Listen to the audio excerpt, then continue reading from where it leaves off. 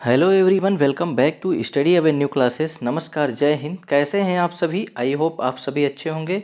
दोस्तों, आज के इस वीडियो सेशन में हम यूपी पुलिस परीक्षा से संबंधित मानसिक अभिरुचि के प्रश्नों का एक सेट लेकर आया हूं, जो आपके परीक्षा के लिए बहुत ही महत्वपूर्ण टॉपिक है। तो मानसिक अभिरुचि से संबंधित 5 से 6 प्रश्न आपके प्रत्येक शिफ्ट में पूछे जाएंगे और जिसे बिना समझे आप नहीं कर सकते। तो वही समझ विकसित करने के लिए मैं मानसिक अभिरुचि के प्रश्नों को आपसे हल करवाऊंगा। आप देखकर कमेंट में बताइएगा कि आपसे कितने प्रश्न सही हुए मानसिक अभिरुचि के, जो पुलिस विभाग के कार्य प्रणाली से संबंधित हैं। तो ज़्यादा देर न करते हुए अपनी क्लास पर बढ़ने से पहले एक बार मैं आपसे रिक्वेस्ट करना चाहूँगा कि अगर वीडियो को लाइक और शेयर आपने न किया हो तो लाइक और शेयर कर दें, और चैनल पे अगर आप नए हैं तो चैनल को सब्सक्राइब ज़रूर कर दें। तो चलते हैं अपने आज के पहले प्रश्न को देखते हैं। तो दोस्तों, आज का हमारा पहला प्रश्न है कि कंप्यूटर या इंटरनेट का उपयोग करके किए गए अपराध को क्या कहते हैं। तो कंप्यूटर या इंटरनेट का उपयोग करके या मोबाइल का ही उपयोग करके आजकल सबसे ज़्यादा जो अपराध हो रहे हैं वह इन्हीं सब का उपयोग करके किया जा रहा है। इसका उपयोग करके किए गए अपराध को क्या कहते हैं? तो बी आंसर सही हो जाएगा, साइबर अपराध कहते हैं। जो कंप्यूटर या इंटरनेट का उपयोग करके किया जाता है अपराध, उसे साइबर अपराध कहते हैं। चलते हैं नेक्स्ट प्रश्न पे। दूसरा प्रश्न है कि भारत में नारकोटिक्स कंट्रोल ब्यूरो, कौन सा? नारकोटिक्स कंट्रोल ब्यूरो की प्राथमिक जिम्मेदारी क्या है? वह शाहरुख खान के बेटे आर्यन खान जो में ड्रग्स के मामले में फंसे हुए थे, उसे नारकोटिक्स कंट्रोल ब्यूरो ही देख रही थी, उसकी विवेचना कर रही थी। तो उसमें उसकी प्राथमिक जिम्मेदारी क्या हो जाती है? तो उसकी प्राथमिक जिम्मेदारी जो हो जाती है वह नशीली दवाओं की तस्करी और दुरुपयोग पर रोक लगाने की हो जाती है, उसकी प्राथमिक जिम्मेदारी। चलते हैं नेक्स्ट क्वेश्चन पे।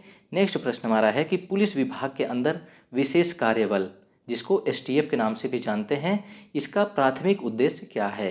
तो एसटीएफ का अगर प्राथमिक उद्देश्य की बात करें तो वह संगठित अपराध और विशेष आपात स्थिति से निपटने का इसका प्राथमिक उद्देश्य होता है। ठीक, चलते हैं नेक्स्ट प्रश्न पे। नेक्स्ट प्रश्न हमारा है कि उत्तर प्रदेश में थाना दिवस कब मनाया जाता है? इस प्रश्न का सही उत्तर जो हो जाएगा वह प्रत्येक माह के द्वितीय और चतुर्थ शनिवार को उत्तर प्रदेश में थाना दिवस मनाया जाता है, जहां पर सभी लोग अपनी शिकायतों को उस समय दर्ज करवा सकते हैं और उस शिकायत का निस्तारण त्वरित माध्यम से किया जाता है। चलते हैं अगले प्रश्न पे। पांचवा प्रश्न हमारा है कि निम्न में से महिलाओं के लिए पुलिस में साहस व चुनौती वाला, ठीक, साहस व चुनौती वाला पद कौन सा है? तो ए ऑप्शन है प्रांतीय रक्षक, ये तो होगा नहीं। बी ऑप्शन है महिला आरक्षक। सी ऑप्शन है राष्ट्रीय सुरक्षा गार्ड। डी ऑप्शन है उप निरीक्षक। तो सबसे ज़्यादा जो साहस व चुनौती भरा कार्य है वह पुलिस में राष्ट्रीय सुरक्षा गार्ड का है, एनएसजी जिसे कहते हैं, एनएसजी। ये सबसे ज़्यादा साहस व चुनौती भरा पद होता है। चलते हैं अगले प्रश्न पे। छठवां प्रश्न जो है वो भारत के विधि नियम के अनुसार सर्वोच्च शक्ति किसमें निहित है? तो सर्वोच्च शक्ति जो होती है वो संविधान में निहित होती है। डी ऑप्शन इसका राइट आंसर हो जाएगा। चलते हैं नेक्स्ट प्रश्न पे। सातवां प्रश्न है कि पुलिस विभाग में अग्निशमन सेवाओं की प्राथमिक जिम्मेदारी है। यहाँ पे देखिए, प्राथमिक जिम्मेदारी अग्निशमन सेवाओं की बताना है। तो साइबर अपराध की जांच करना नहीं, आर्थिक अपराधों पर रोक लगाना नहीं, आग की रोकथाम एवं बचाव कार्य जो होता है वो प्राथमिक जिम्मेदारी होती है पुलिस विभाग में अग्निशमन सेवाओं की। सी ऑप्शन इसका सही आंसर हो जाएगा। चलते हैं नेक्स्ट प्रश्न पे। आठवां प्रश्न है कि दहेज प्रतिषेध अधिनियम, ठीक, दहेज प्रतिषेध अधिनियम कब लागू हुआ? तो इसको बताना है।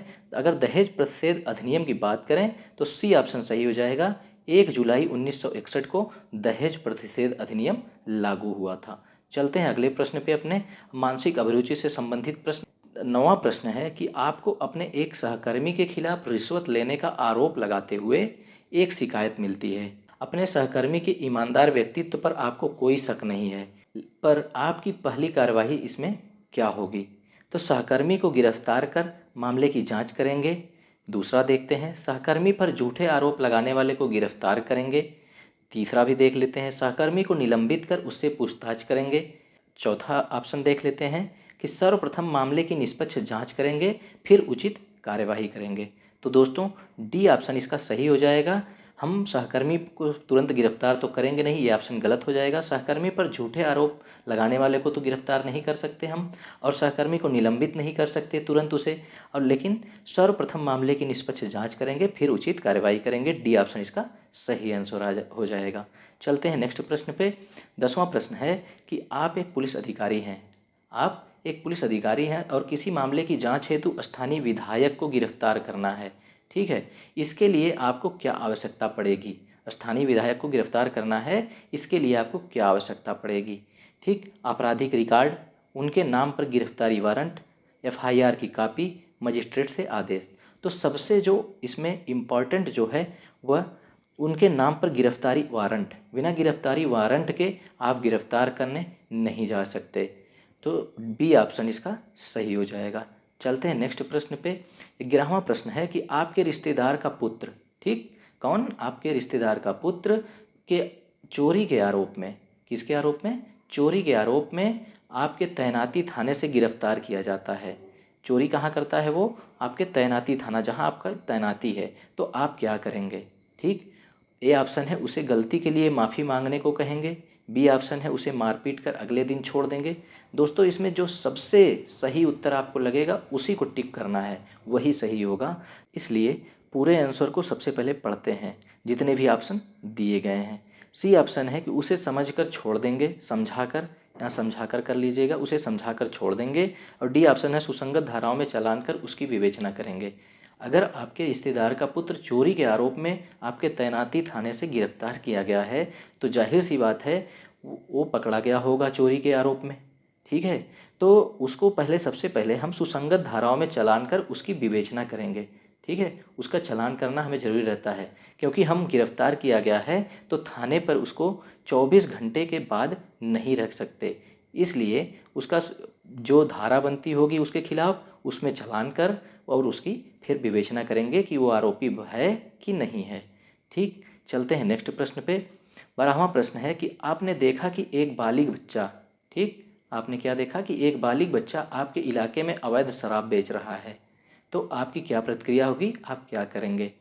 तो ए ऑप्शन है उसे बेचने देंगे, क्योंकि शराब बेचकर ही वो अपना घर चलाता होगा। ठीक, ये आपका मत है।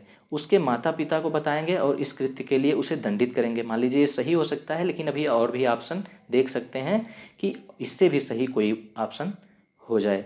तो उसे शराब को अन्यत्र बेचने के लिए कहेंगे, नहीं, ऐसा नहीं कर सकते हम। उसे गलती के लिए माफ़ी मांगने को कहेंगे। ठीक है, वो गलती के लिए माफ़ी तो मांग लेगा, लेकिन वो इस कृत्य को नहीं छोड़ सकता, इसलिए ये भी गलत हो जाएगा। तो उसके माता पिता को बताएंगे और इस कृत्य के लिए, क्योंकि वह बालिग है, इसलिए उसे दंडित करेंगे। बी ऑप्शन इसका सही आंसर हो जाएगा। चलते हैं नेक्स्ट प्रश्न पे। 13 नंबर प्रश्न है कि आप एक पुलिस अधिकारी हैं, ठीक है।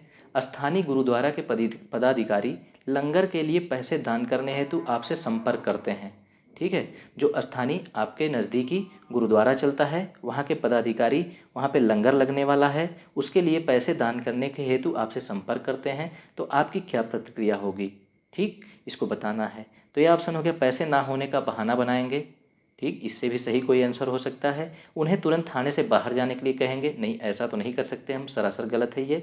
उन्हें बताएंगे कि आप उनके समुदाय के नहीं हैं, इसलिए दान नहीं दे सकते। नहीं, यहाँ पे हमें सामुदायिक भावना किसी के खिलाफ नहीं रखनी है, ये भी गलत हो जाएगा। उन्हें अपनी हैसियत के अनुसार धनराशि दान करेंगे। जाहिर सी बात है, मेरे पास 10 रुपये या 100 रुपये या 1000 रुपये होंगे, हम अपनी हैसियत के अनुसार वो धनराशि दान कर देंगे उन्हें। ठीक, चलते हैं नेक्स्ट प्रश्न पे। 14 नंबर प्रश्न है कि आप एक पुलिस अधिकारी के रूप में तैनात हैं। एक व्यथित पिता, कौन? एक व्यथित पिता आपके थाने आकर बताता है कि उसकी 20 वर्षीय बेटी अपने पुरुष मित्र के साथ कहीं चली गई है। कौन? उसकी 20 वर्षीय बेटी पुरुष मित्र के साथ कहीं चली गई है। आप क्या कार्यवाही करेंगे? उसमें आपकी कार्यवाही क्या होगी? तो चलिए ऑप्शन देखते हैं। मामले के निपटान के लिए शिकायत को ग्राम सभा भेजेंगे। नहीं, वो अगर ग्राम सभा से निपटान हो जाता तो मेरे पास क्यों आता, इसलिए ये ऑप्शन गलत हो जाएगा। बी ऑप्शन है पुरुष मित्र को फुसलाकर भगाने के आरोप में गिरफ्तार करेंगे। नहीं, इससे भी सही कोई आंसर हो सकता है, पहले देख लेते हैं। अपहरण का मामला दर्ज कर जांच करेंगे। चलिए और देख लेते हैं। यदि सहमति हो तो आपराधिक आरोप के बिना समझौते का समर्थन करेंगे। ठीक है, ये तो ऑप्शन सबसे सही लग रहा है, क्योंकि अपहरण का मामला हम दर्ज करेंगे अब अपहरण हुआ है क्योंकि वो बता रहा है कि वह पुरुष मित्र के साथ चली गई है, इसलिए अपहरण का मामला तो दर्ज नहीं करेंगे। और सहमति, दोनों पक्षों की सहमति से आपराधिक आरोप के बिना बिना उसके ऊपर उस जो पुरुष मित्र उसके ऊपर बिना आपराधिक आरोप लगाए समझौते का समर्थन करेंगे कि दोनों लोग आपस में सुलह समझौता कर लें। ठीक, चलते हैं नेक्स्ट प्रश्न पे। 15 नंबर प्रश्न हमारा है कि आप एक पुलिस अधिकारी हैं, ठीक, और आप अपने गाँव आए हुए हैं। सुनसान रास्ते से जाते समय देखते हैं कि एक युवती को कुछ लड़के छेड़ रहे हैं। आप क्या करेंगे? ए ऑप्शन है, उन्हें पकड़कर थाने ले आएंगे, वहाँ से चले जाएंगे, उनकी वीडियो बनाएंगे, 1090 पर कॉल करेंगे तथा लड़की को सुरक्षित स्थान तक पहुँचाएंगे। ठीक है, इसमें से सबसे सही आंसर जो हो जाएगा हम देखेंगे कि डी ऑप्शन हो जाएगा। 10 नंबर पर कॉल करेंगे और लड़की को सुरक्षित स्थान तक पहुंचाएंगे, क्योंकि वहां मैं पुलिस अधिकारी नहीं हूं। मैं पुलिस अधिकारी जहां तैनात हूं वहां हूं, मैं अपने गांव आया हूं, इसलिए हम वहाँ पे पुलिस अधिकारी नहीं है, कुछ कार्रवाई कर सकते हैं कि उन्हें पकड़कर थाने लाएंगे, ये गलत हो जाएगा। वहाँ से चले जाएंगे, ये तो सरासर गलत होगा। मुझे जो सिखाया गया है, मैंने जिसकी ट्रेनिंग ली, मेरे सामने गलत कार्य हो रहा है तो मैं वहाँ से चला जाऊँ, ये सरासर बी ऑप्शन गलत होगा। उनकी वीडियो बनाएंगे, ऐसा तो कतई नहीं करेंगे। तो इसलिए 1090 पर कॉल करेंगे, क्योंकि महिला संबंधित अपराध हो रहा है, तो महिला संबंधित अपराध के लिए 1090 पर कॉल करेंगे सर्वप्रथम। चलते हैं नेक्स्ट प्रश्न पे। 16 नंबर प्रश्न है कि आप अपने तैनाती क्षेत्र के हाईवे से गुजरते समय हाईवे किनारे एक मोटरसाइकिल सवार व्यक्ति की दुर्घटना देखते हैं। क्या देखते हैं? कि हाईवे किनारे एक व्यक्ति मोटरसाइकिल से दुर्घटना हुआ पड़ा है।